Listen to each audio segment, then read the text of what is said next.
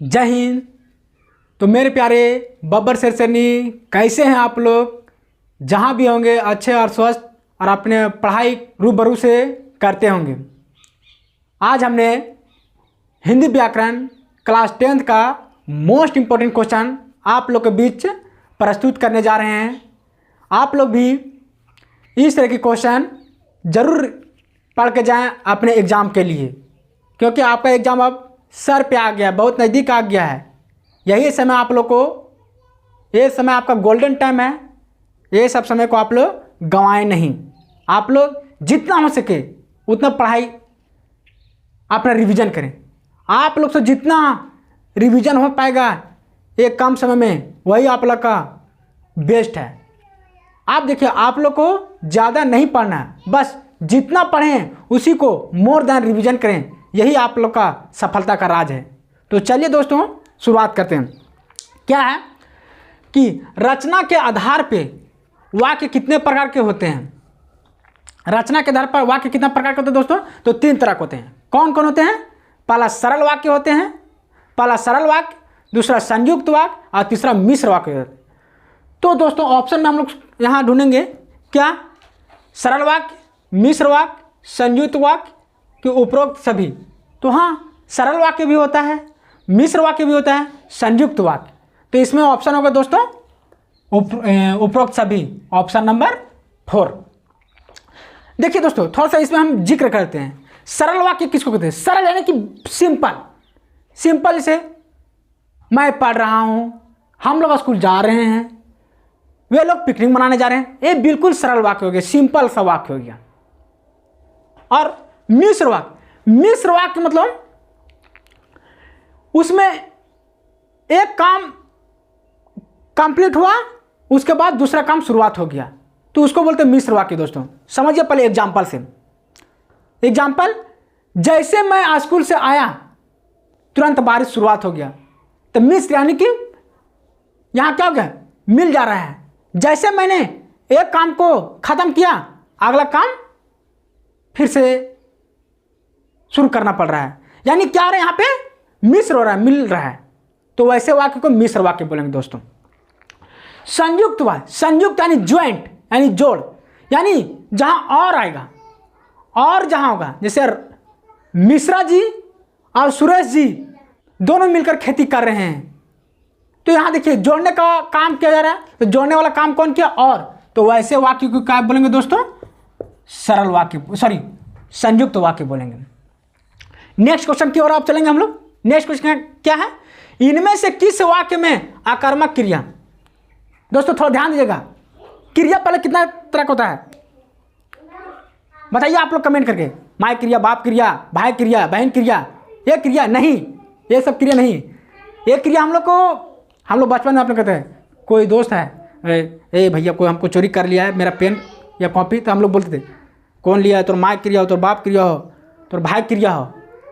ये सब बचपन में हम लोग डराने के लिए अपने दोस्तों के साथ ये सब बातें बोला करते थे। लेकिन वैसे यहाँ कुछ नहीं दोस्तों। क्या है देखिए, बोल रहे हैं इनमें से किस वाक्य में आकर्मक क्रिया है?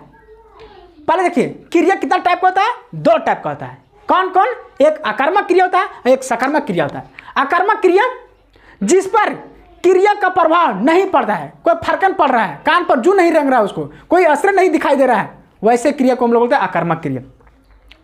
और सकर्मक क्रिया वैसे क्रिया जिसमें कर्म का प्रभाव दिखता हो, पड़ता है, वैसे क्रिया सकर्मक क्रिया बोलेंगे दोस्तों।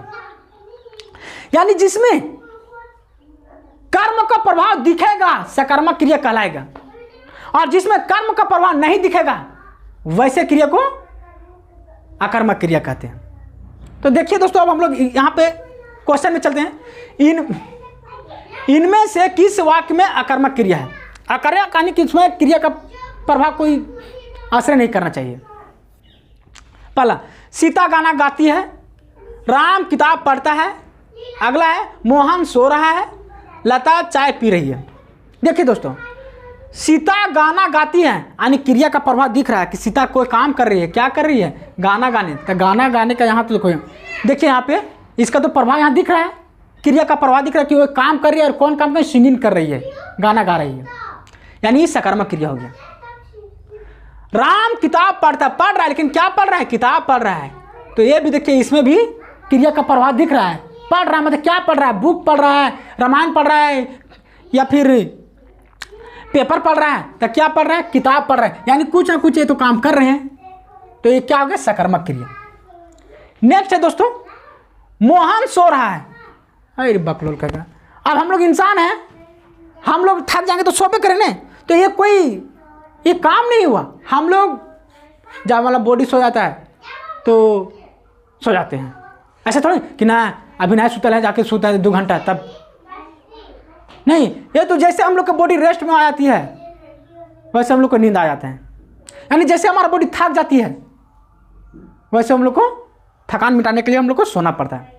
यानी इसमें क्रिया का प्रभाव, इसके लिए कोई टाइम हम लोग को नहीं निकालना पड़ता है, यूं ही बॉडी हम लोग को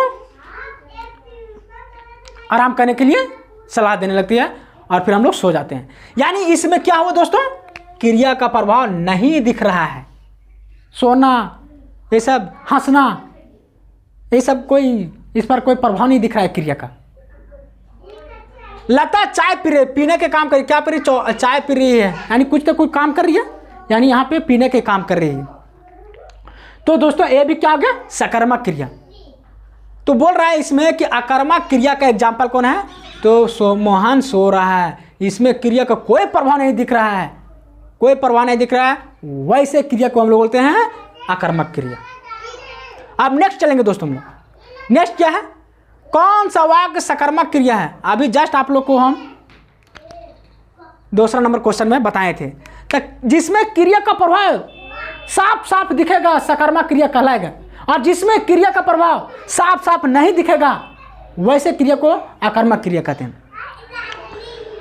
तो इसमें क्या, बच्चा रोता है, बच्चा है तो बच्चा, छोटा बच्चा तो रोबे करेगा, उसका हंसना, रोना, बदमाशी करना उसका तो फितरत है, उसका तो वो तो ही काम है। छोटा बच्चा काम क्या है? वो रोवेगा, हंसेगा, मिठाई ने जगह पटकाएगा, यानी उसको बदमाशी करना उसको तो तय है, या फिर बदमाशी करेगा। लड़का हंसता है, हंसना है, लड़का है, लड़का लड़की कहीं बबुआ बमनी कहीं दोनों तरफ से हंसी मजाक हो रहा है तो वहाँ हंसबे करेगा, और कहीं पटका पटकी हो रहा है तो वहाँ रोबे करेगा। यानी तो वो तो समय का सिचुएशन देखकर किया जाता है। तो इसमें भी क्रिया का प्रभाव नहीं दिख रहा है। रीता खाना खाती है, रीता खाना खा रही है, क्या खा रही है? मुर्गा खा रही है, मछली खा रही है, अंडा खा रही है, क्या खा रही है? कुछ तो खा रही है, क्या खा रही है? खाना खा रही है। यानी यहाँ पे क्रिया का प्रभाव दिख रहा है। इसमें खा तो रही, कुछ तो खा रही है, जहर भी कायम खा रही होगी, लेकिन क्रिया का प्रभाव दिखना चाहिए। जहर भी खाएगी तो यानी क्रिया का प्रभाव दिख रहा है, इट मीन्स सकारात्मक क्रिया कहलाएगा।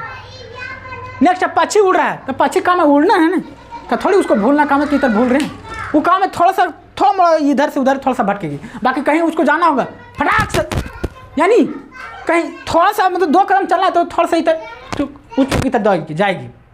लेकिन उसको यहाँ से जाना है 100 मीटर, 200 मीटर दूर जाना है, धां से अपना पंख खींचते चलाएगी, यहाँ इधर चलाएगी और उड़ के चले जाएंगे। यानी पक्षी उड़ रही है, इसमें भी क्रिया का प्रभाव नहीं दिख रहा है। हे बउआ, इसका तो काम है उड़ना, जिसका जो काम है वो तो कर भी करेगा। जैसे हम अभी आप लोग को पढ़ा रहे हैं, तो मेरा एक काम है पढ़ाना, तो इसमें मैं पढ़ा रहा हूँ तो ये आक्रामक क्रिया होगा। मैं हिंदी व्याकरण पढ़ा रहा हूँ, यानी क्रिया का प्रभाव दिख रहा है। क्या पढ़ा? तो हिंदी व्याकरण, तो यानी ये सकारात्मक क्रिया हो गया। जैसे पक्षी का काम, पक्षी का ही फितरत है, उड़ेगा नहीं तो खाएगी कैसे? मरेगा ना तो फिर। इसमें क्रिया का प्रभाव नहीं दिख रहा है, इट मीन्स ये हो जाएगा आक्रामक क्रिया। तो यहाँ क्वेश्चन में क्या पूछा दोस्तों? कौन सा वाक्य सकारात्मक क्रिया का उदाहरण है? तो कौन सा वाक्य जिसमें क्रिया का प्रभाव दिख रहा है? तो ऑप्शन नंबर 3, इसमें क्रिया का प्रभाव दिख रहा है, इसलिए ये हो गया सकारात्मक क्रिया। नेक्स्ट है दोस्तों मुक्ता का पर्यायवाची शब्द। मुक्ता का पर्यायवाची शब्द, पर्यायवाची शब्द तो एक ही वर्ड को अलग अलग तरीका से बताना। जैसे आप लोग विद्यार्थी हैं तो आप लोग को मैं विद्यार्थी भी बोल सकते हैं, बउआ भी बोल सकते हैं, बबनी भी बोल सकते हैं।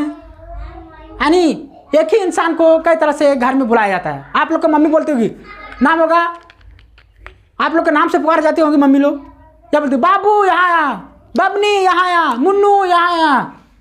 यानी सबका अलग अलग प्यार के भाषा में बुलाने का तरीका होता है। तो उसी तरह मुक्ता का पर्यायवाची शब्द होता है दोस्तों मोती। नेक्स्ट क्या है 5वां नंबर, दो पदों या शब्दों के मेल से बना तीसरा पद क्या कहलाता है। यानी दो पदों या दो शब्द मिलकर बने तीसरा पद क्या कहलाएगा, तो क्या कहलाता है दोस्तों, समास कहलाता है। तो इस तरह दोस्तों ये सब मोस्ट इंपॉर्टेंट क्वेश्चन है आप लोग के एग्जाम के दृष्टि से। तो आप लोग ऐसा क्वेश्चन को मोर देन रिवीजन कीजिए, जितना बार रिवीजन कीजिएगा वही आपका सक्सेस का रास्ता है। तो कैसा लगा ये वीडियो, आपने राय कमेंट बॉक्स में जरूर दीजिएगा। मिलते हैं किसी नेक्स्ट वीडियो के साथ। जय हिंद।